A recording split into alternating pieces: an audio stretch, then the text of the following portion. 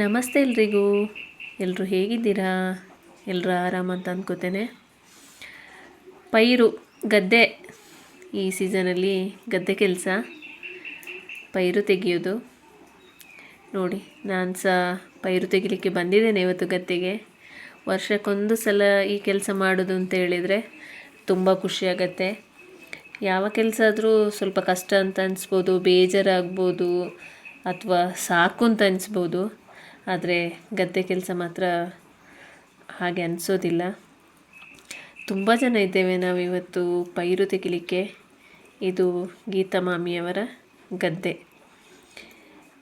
ಒಂದು 18-19 ಜನ ಇದ್ದೇವೆ ಅಂತ ಕಾಣ್ತದೆ.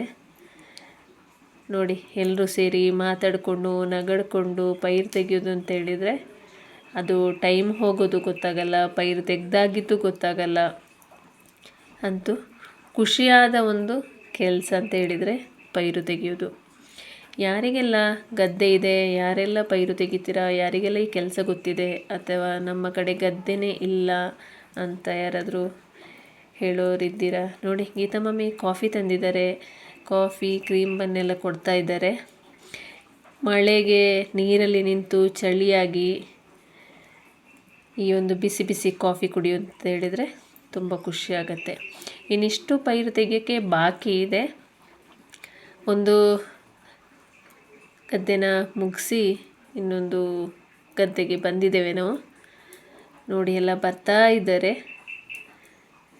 ಬಂದು ಒಂದೊಂದೇ, ಅದು ಒಡಿ ಅಂತ ಹೇಳ್ತಾರೆ, ಒಂದೊಂದು ಲೈನಿಗೆ ಎಲ್ಲರೂ ಲೈನಲ್ಲಿ ನಿಂತು ಎಲ್ಲರೂ ತೆಗೆಯೋದು ಅಂತ ಹೇಳಿದರೆ ಒಂಥರ ಖುಷಿ.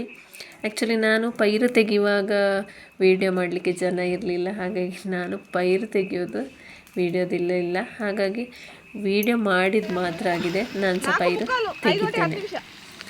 ಅಂತೂ ಇಂತೂ ಪೈರು ಕೊನೆಗೂ ಎಲ್ಲ ತೆಗೆದು ಮುಗಿಸಿದ್ವಿ.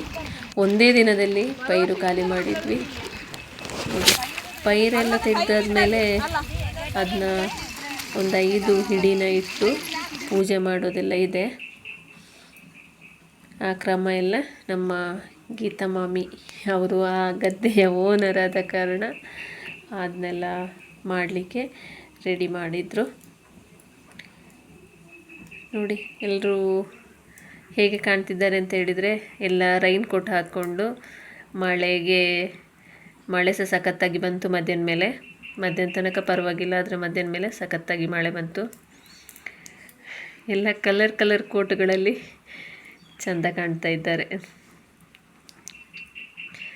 ಪೂಜೆಗೆ ಕುಂಕುಮ, ಅರಿಶಿನ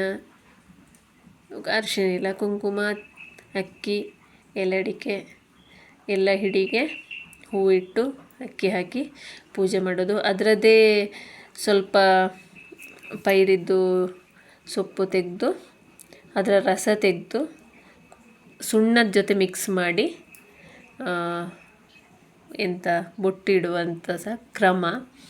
ಇದೆಲ್ಲ ನಾನಂತೂ ಕೊಡಗಿಗೆ ಬಂದು ಈ ಕೆಲಸನ ಕಲ್ತಿದ್ದು ಅಲ್ಲದೆ ನೋಡ್ತಿರೋದು ಸಹ. ನಮ್ಮ ದಕ್ಷಿಣ ಕನ್ನಡದಲ್ಲಿ, ನನ್ನ ಊರಲ್ಲಿ ಸುಬ್ರಹ್ಮಣ್ಯದಲ್ಲಿ ಇಲ್ಲ, ಗದ್ದೆ ಇಲ್ಲ. ಹಾಗಾಗಿ ನೋಡಿ, ಗದ್ದೆ ಕೆಲಸ ಅಂಥೇಳಿದರೆ ಒಂದು ನಮ್ಮ ಗದ್ದೆ ಮಾಡೋದು. ನೆಕ್ಸ್ಟ್ ಭತ್ತ ಲಕ್ಷ್ಮೀ ಮನೆಗೆ ಬರುವ ಹಾಗೆ ಅದನ್ನ ಒಂದು ನಂಬ್ತೇವೆ ನಾವು. ಒಂದೊಂದು ಇದರಲ್ಲಿ ಸಹ ನಾಡ್ದು ನೆಟ್ಟ ಮೇಲೆ ಒಂದೊಂದು ಭತ್ತ ಆಗ್ತದೆ. ಅದು ಲಕ್ಷ್ಮಿಗೆ ಸಮಾನ. ನಮ್ಮ ಸಂಗೀತಕ್ಕನ ತಲೆಯಲ್ಲಿ ಮುಂಡಸೆ ಇದೆ. ಆ ಪ್ಲಾಸ್ಟಿಕ್ಕನ್ನು ಫೋಲ್ಡ್ ಮಾಡಿ ಮುಂಡಸ್ ಟೈಪ್ ಕಟ್ಟಿದ್ದಾರೆ. ಎಲ್ಲರೂ ಪೂಜೆ ಮಾಡಿದರು, ಒಳ್ಳೆ ಭತ್ತ ಸಿಗಲಿ ನಮಗೆ ಅಂತ. ಕೃಷಿಕ ಅಥವಾ ಭೂಮಿ ಮಾಡುವವನು